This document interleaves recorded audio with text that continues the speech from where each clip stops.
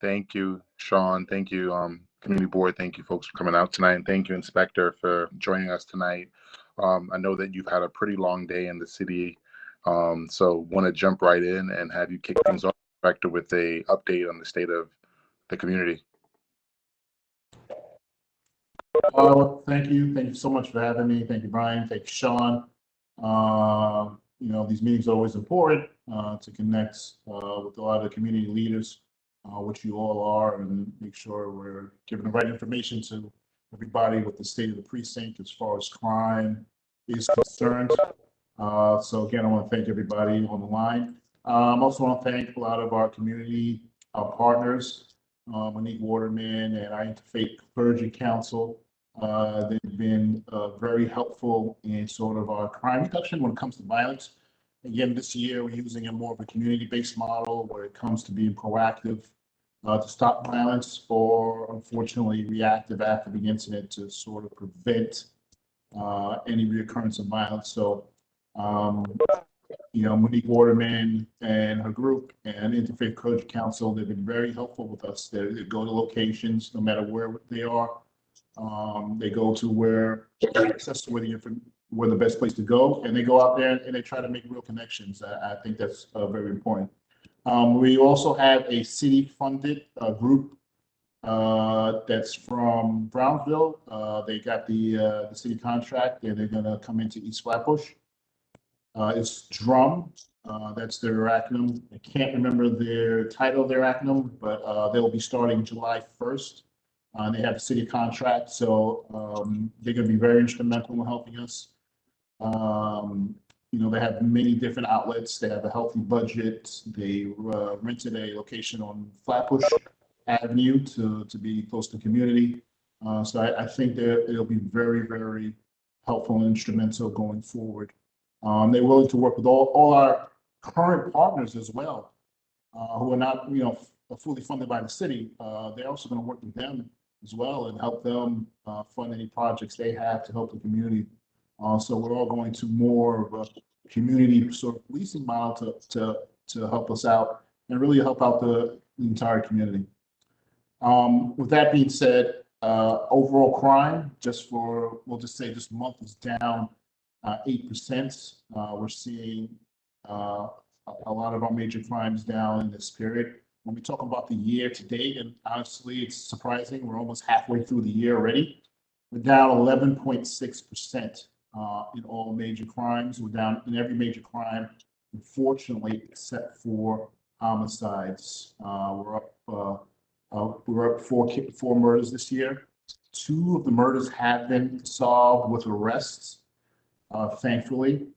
We have 2 murders that have not been close to arrest, but we actually have a feeling we know who did it, and we're very close to making an arrest in those cases. So I feel very confident saying that all our homicides from this year, as unfortunate as they are, will be solved, which is sometimes difficult in policing to solve all the homicides that you have. So again, that's at least positive news. But overall, crime is down in the 70th precinct as compared to last year.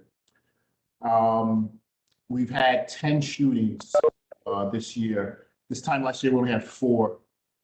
Again, once the violence started in the summer of last year across the city, 7-0 is also susceptible to the violence that occurred across the city, and our shootings shot up from basically the end of May all the way to the end of the year, where we had basically 3 shootings from the beginning of the year to May, and we ended with 32 for the rest of the year.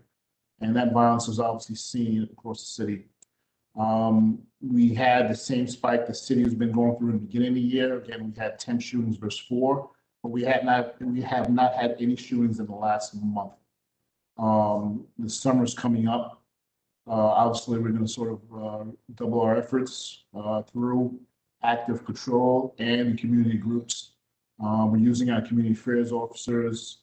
We're trying to sort of get them in a team partnership to move out in the areas where we see consistent violence and sort of put that to bed as best we can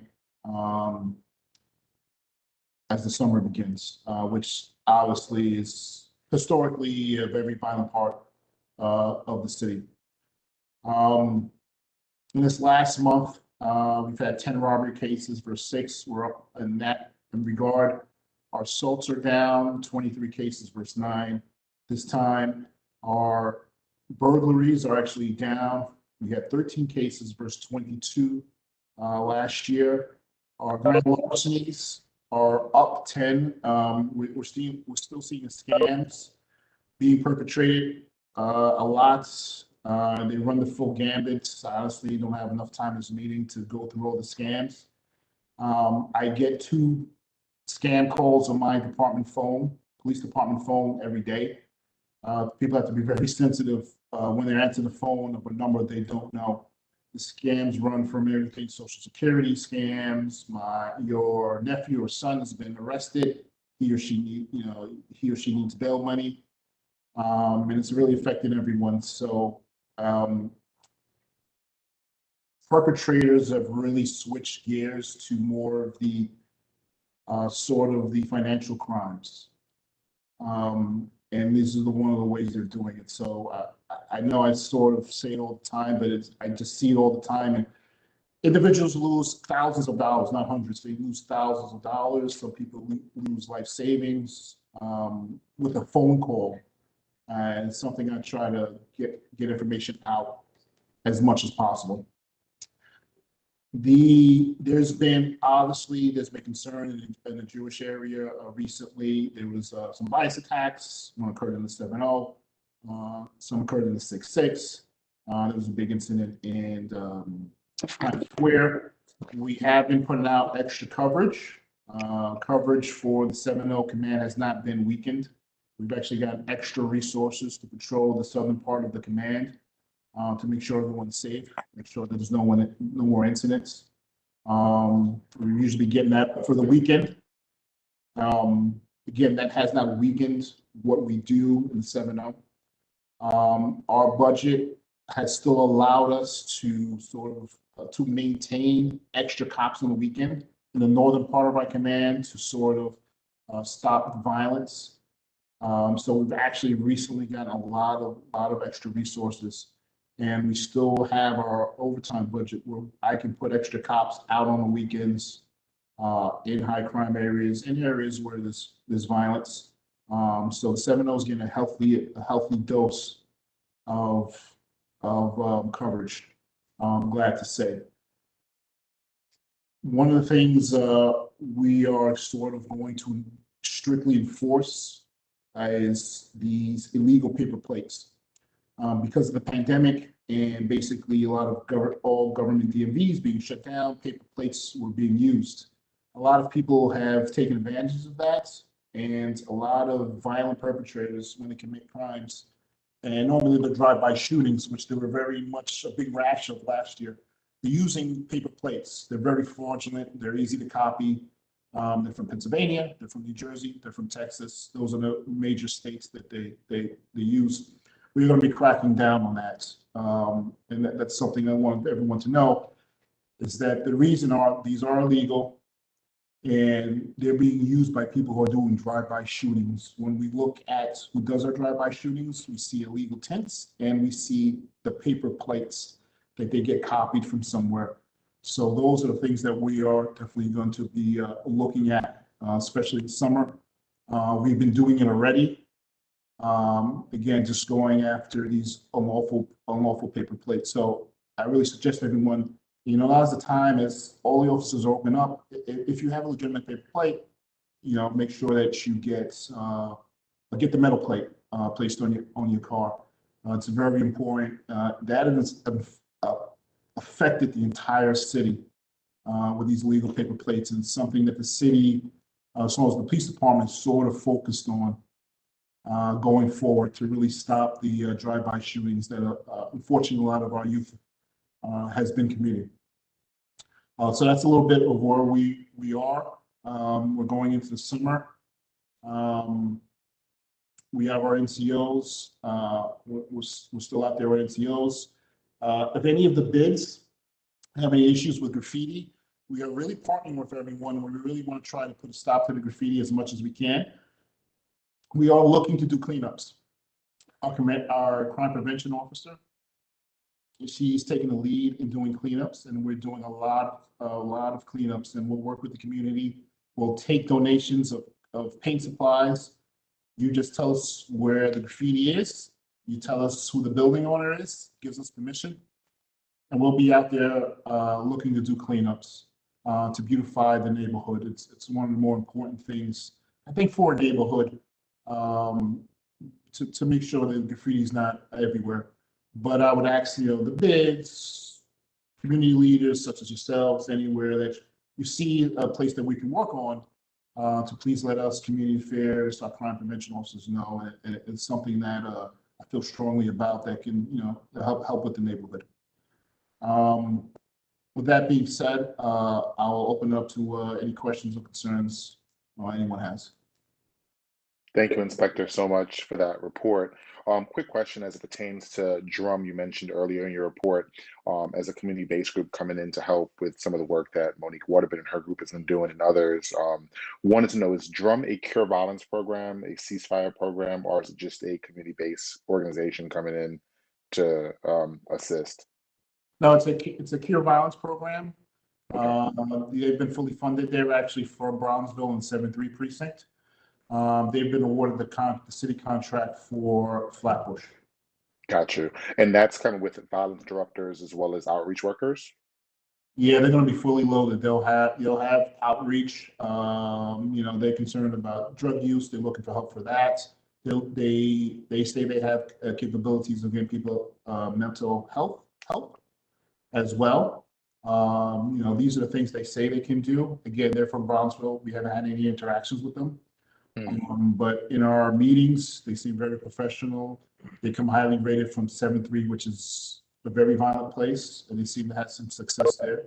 So we hope for the same success. Again, they don't start to July 1st. So after July 1st, we'll really get into what their real capabilities are, what they need from the police department, what they need from leadership like yourself in the community. Yeah. We'll really get into that as July 1st starts. And I just have one follow-up question in regard to that, because I actually was an executive director for a cure violence program. In terms of their hiring, are they hiring from within the community? Because we know that oftentimes the best ways to have these programs be successful in communities is by integrating the people in communities who cause harm and are now trying to help reform communities. So just curious about their hiring practices, the hiring panels, and whether or not PD and community members are invited to those hiring panels. That's why they wanted to get an office sort of in the main of the community, being on Flatbush Avenue. I don't want to speak to the hiring practices. It's something they said that they want the community involved. I don't want to speak to the hiring practices, but I would want to know if you would want to we've been doing a couple of meetings with them, Zoom, and some in person. If the community board wants to sort of set up another meeting so we can just understand where we're all at as far as this group coming in, because they're going to be a very large part of what we're doing to sort of stop the violence, and they're willing to really talk to anybody. But I don't want to comment. What you said makes perfect sense, and it really honestly should be done that way. But I don't want to comment on exactly how they're going to do it. But it's something that we can probably set up just so they can explain themselves perfectly what they're about. Fair enough. Thank you so much, Inspector.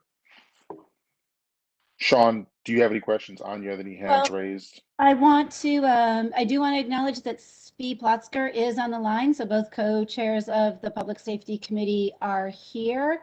In case so we are two different people. You are, but he's not on camera. I'm not buying it yet. And I also want to note that Nina Subgear does have a hand up. But Spee, did you want to say something before calling on Nina?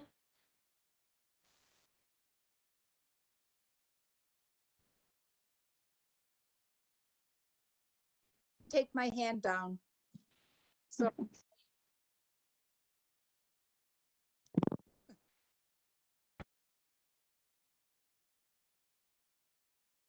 Sean, I think you're on mute. Muted. Thanks. I'll fill in the silence while Svi is working on his sound, but in the meantime, I want to say to Inspector Wall that we appreciate how quickly Officer Osoros has jumped to the task of taking care of graffiti. I didn't think that we were gonna. I was worried when Frank Galati went to the borough because he was such a Picasso, but she's right on his tail. So we're really pleased with her quick response to places that we've already brought to her attention.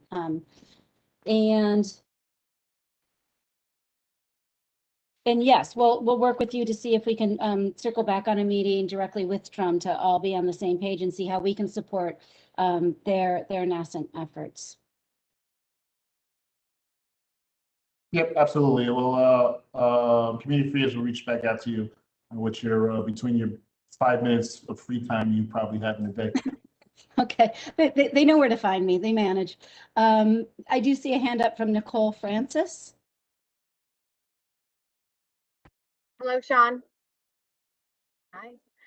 Inspector Wall, I live on East 19th Street between Beverly and Cortelyou, and one of my neighbors is also on this call. And we've had a rash of property crimes on our block. And, you know, things stolen from porches, not just packages, but furniture. And at a neighbor's house, there were attempted car break-ins and people lurking around. This has all been caught on, or a lot of it's been caught on video camera, mine and some neighbors. We had a couple of police officers come and talk to us, and they sort of discouraged us from filing reports, saying it's petty crime, it happens, and that even a video showing the same person burglarizing my house or petty theft outside of my house and my neighbor's house would not even stand up in court as identification. So basically, there's nothing we can do. And we want to know what we can do, because there are people lurking around our neighborhood at 4 and 4:30 in the morning looking for trouble. And the last thing I'll say is that at any given time, there are at least 3 cars with no license plates parked on this block at any given time.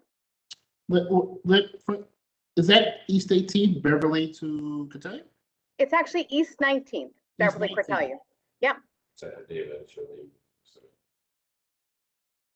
Can you tell me, we might have to do this offline because it might be personal information, but I'm gonna want to find out, I don't know how you get your personal information, just so we can contact you. I'm gonna want to find out when those conversations were had. Okay. We definitely can do something. We want cameras. That's definitely what we, we need. The cars that have no plates, that's really an easy fix. We're gonna tie you up with the NCOs. You can come out there and we can remove those cars. We can do an operation on the block and remove those cars. Have you been to any of our NCO Zoom meetings? I have not. Okay, so our NCOs are officers just for your community area, just for your specific area of the precinct? I do have their email addresses and have contacted them and have had limited response from one person. We can Okay. talk about that offline too, if you want. Yeah, we gotta figure out how to get your information. We're gonna follow up, because there is a meeting. Is there a meeting? That's on Thursday. Yeah, there is a meeting for your area actually this Thursday where the officers will be, and it's actually in person, right? Yeah, 157 St. Paul's Place, St. Paul's Church. Okay, It's at 7 p.m. okay, There'll be a socially distant in-person meeting. Those are the 2 officers that are actually assigned to your area. That's all they do. They don't go anywhere else in the precinct. okay, And those are the officers that will, directly solve your problems. It's a good program because, again, those officers, unless they're transferred, they don't change. And once you establish that connection, that in-person connection, it usually can stay. There'll also be their supervisor will also be there as well, and you can connect to both of them. So I think that's the first thing. I don't know if you can go. I can go and I will go. Okay, so that'll be the first thing, and I'll ask their supervisor to follow up and tell me what happened with Mrs. Francis and her complaints. But Thank you very much. that's probably the best thing we can do to see what's going on. Okay, thank you. I appreciate it.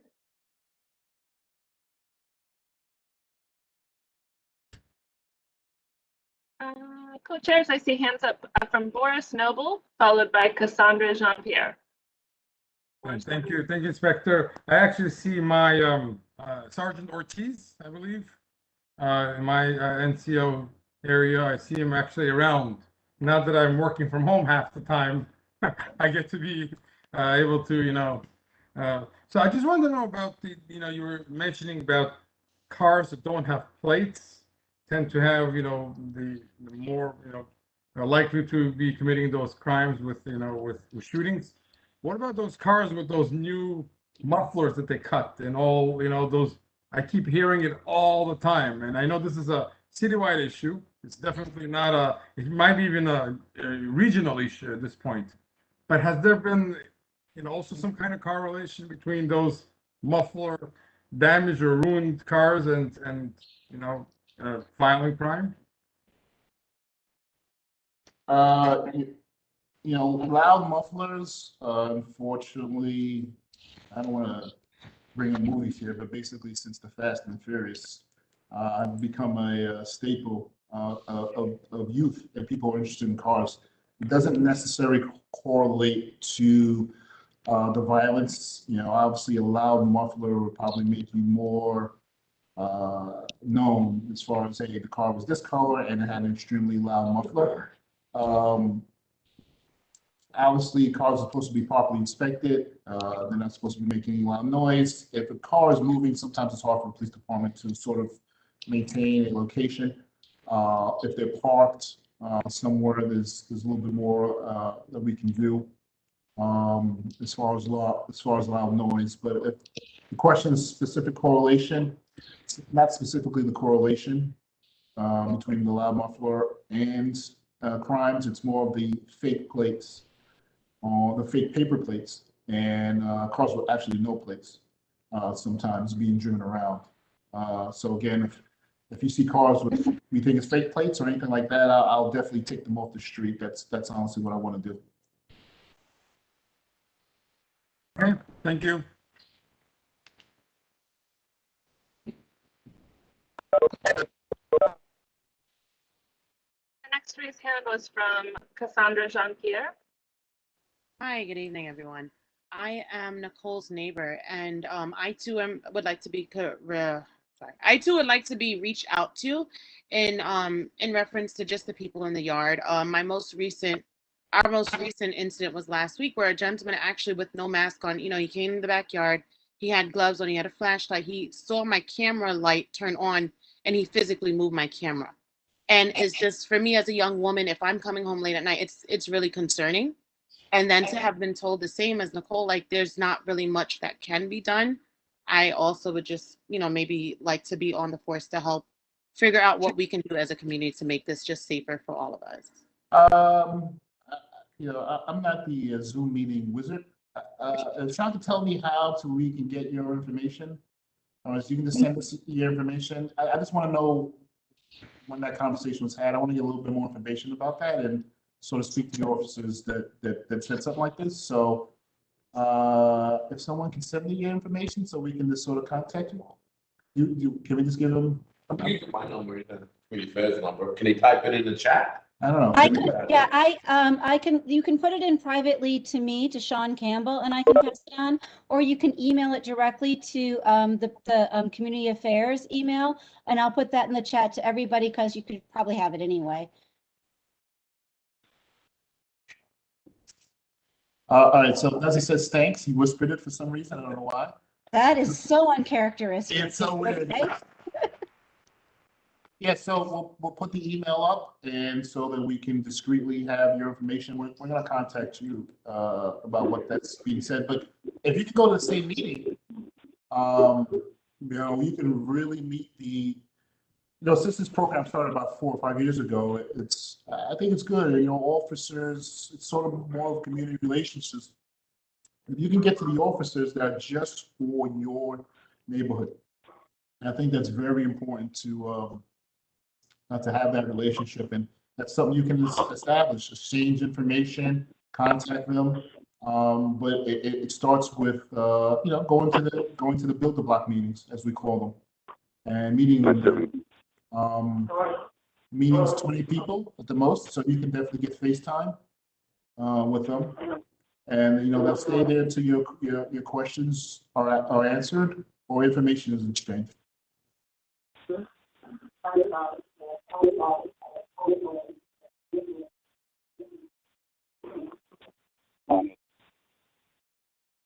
Co-chair, someone, oh, I'm sorry, Inspector Wall still speaking. He's on mute. I think, No, I think someone that's else just is. feedback, Anya. I don't see any new hands up. Okay, great. I just wanted to say that we have been joined on the telephone by Co-Chair Svi Plotzker, who I believe would like to address. He just had to call in a different way. Sorry for technical difficulties. Go ahead, Svi. Thank you.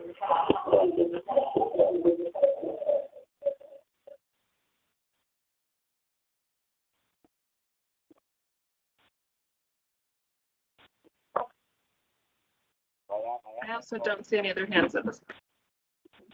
I just want to introduce myself as co-chair.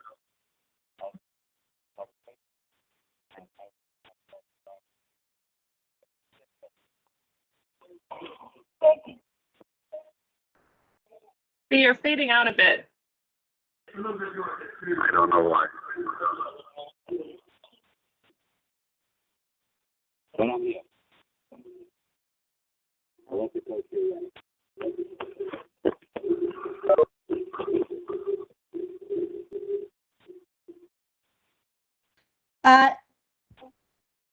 I think we're going to have to move on, Brian. If you, there are no other questions for the 70th Police Precinct. Going once, go twice. To our next presenter. Thank you very much, Inspector Wall. Thanks to the 7-0 for your continued work in our community, keeping us safe and sound. Thank you, Inspector.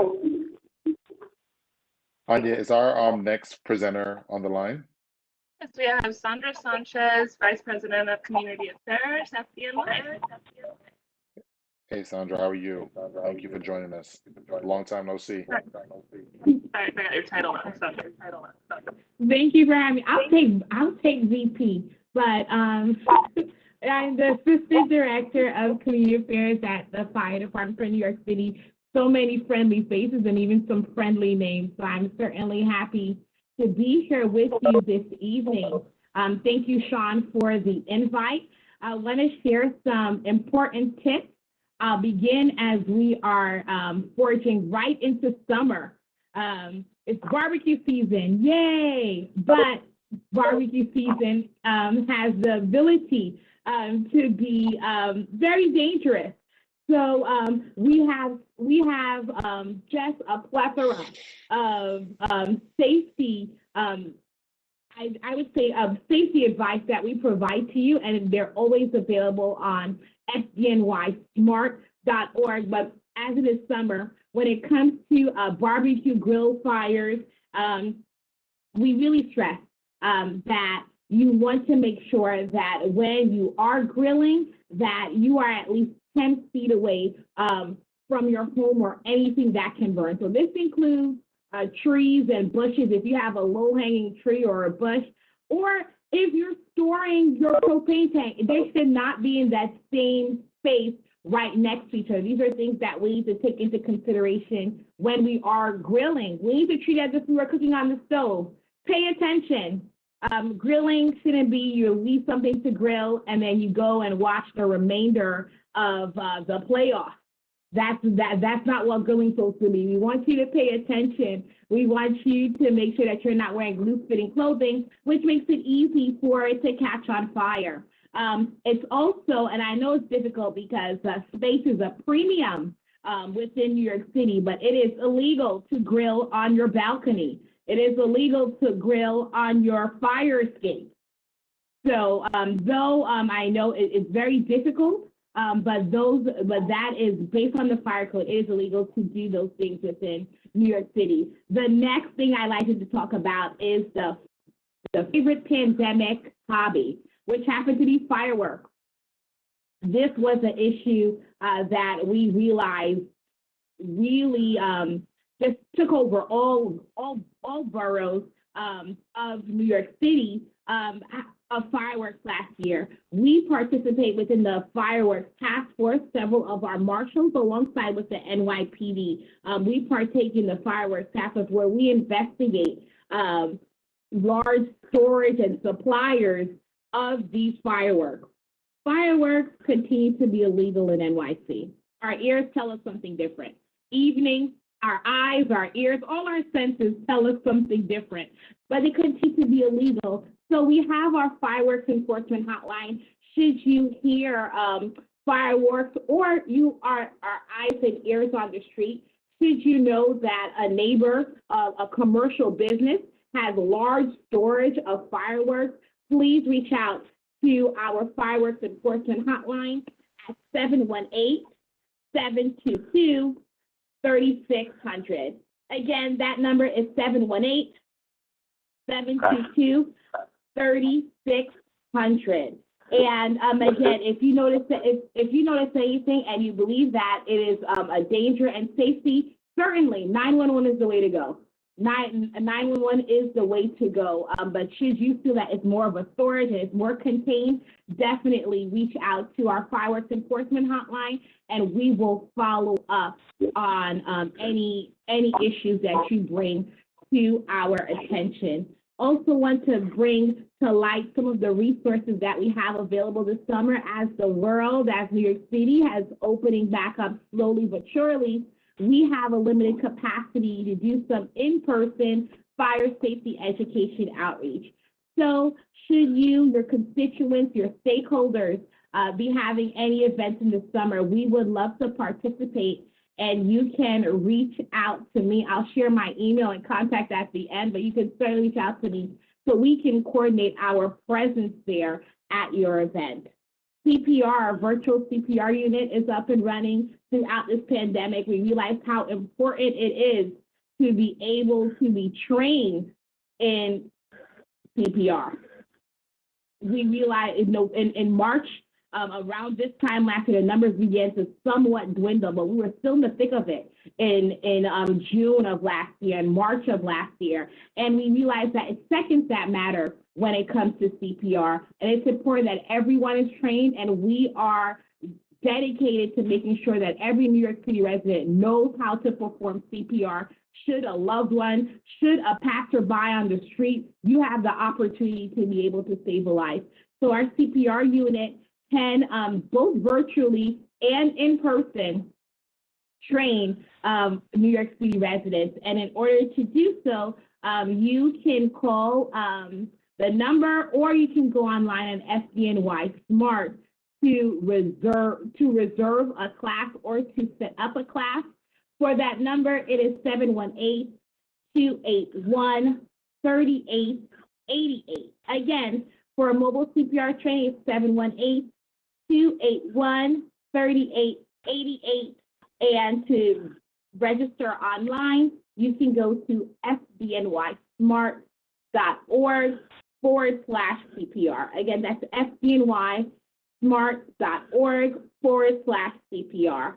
If I am like a true New Yorker, spoke too quickly, I'm always available and reachable via email. I'm very responsive, and my email is sandra.sanchez@fdny.nyc.gov. Again, it's sandra.sanchez@fdny.nyc.gov. Thank you.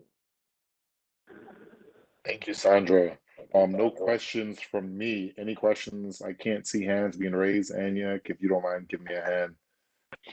The three hands I see raised are the same folks who asked questions during the last segment, but in case they have additional questions, I do see hands raised by Boris Noble, Nicole Francis, and Cassandra Jean-Pierre. Do any of you have questions for Sandra? Or perhaps your hand is still raised from last time. Okay, do you hear me at this time? Yes?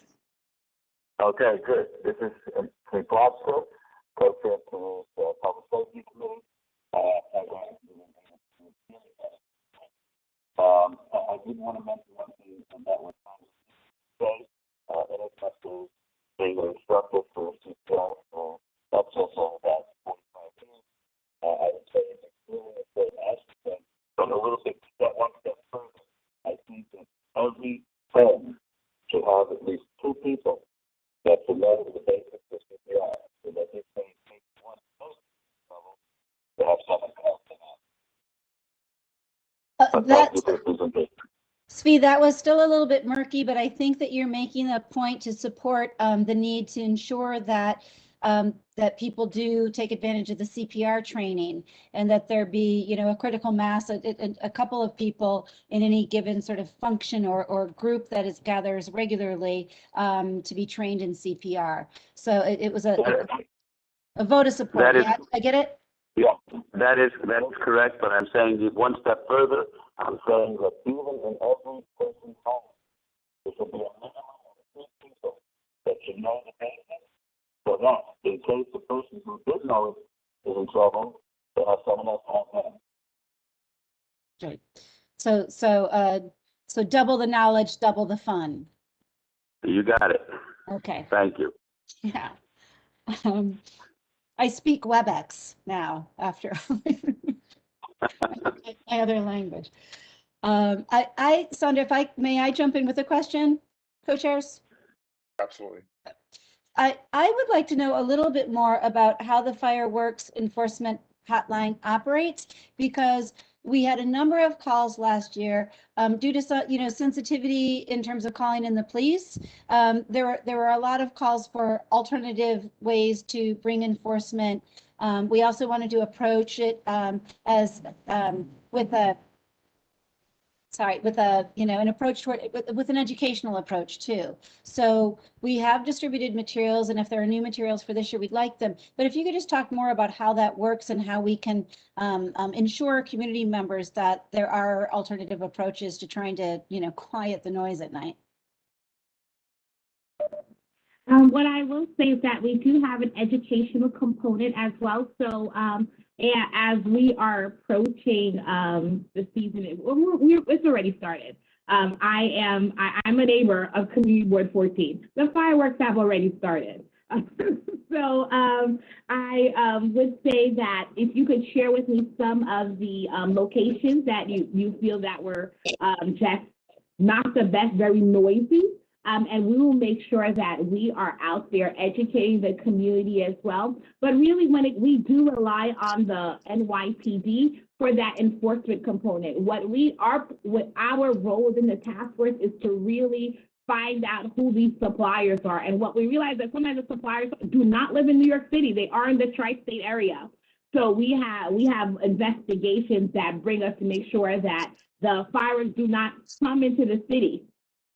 So if you know of anyone, again, sometimes, especially as some of us still have the opportunity to work from home, you notice if there's a different foot traffic in your neighborhood, and you notice that they're all going towards one place and coming out with certain things within their hands. And the truth of the matter is that oftentimes they're not very discreet about it. So we do rely on your eyes and your ears to make sure that agencies are included to stop the issue. And because fireworks can be very, very dangerous. We remember last year the fireworks that went through an open window.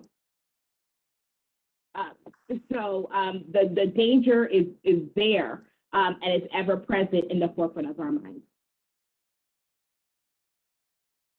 Thank you, and I'll circle back with locations. Also, I'm going to encourage anybody and everybody who applies for this activity permit to reach out to you for a fire safety education as well. We're looking forward to it. Okay, one more thing, Sandra, and that is with regard to fire hydrants, so legality or illegality of opening fire hydrants without the special thing that's supposed to hold it that looks like, baby. Did you get that, Sandra? It's a question about opening fire hydrants. I too speak WebEx.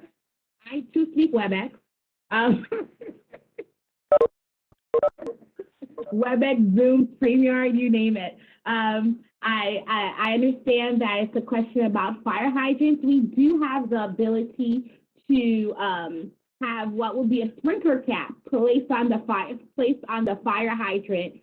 Should there be an event there, what we do need is that an adult must be 18 years or older, and it's always best to have just a form of ID to make sure that you're you when you go to the firehouse. You can go before the event and request the sprinkler cap. It's a simple form. We say what day is the event, the duration of the event. We will come before the event, place the sprinkler cap, and then at the end of the event, we'll come back, close the hydrant, and remove the sprinkler cap. That process is should be relatively simple and easy, and all firehouses have the sprinkler caps. They have all the materials available to them in order to make sure that we can provide that resource to the community. So therefore, if there is a form filled out prior to the open fire hydrant, correct? I missed that last portion, and I don't want to agree to something that I did not hear in its totality. Nobody should be opening fire hydrants because it takes away the space. No one should be opening I cannot take it upon myself that Sandra, let's say Oscar Grouch, my child, is having a birthday party, and I cannot take it upon myself to open a New York City fire hydrant. Thank you. Thank you.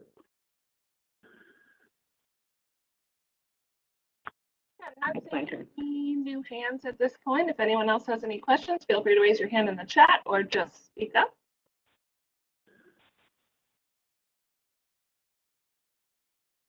I don't see any other questions.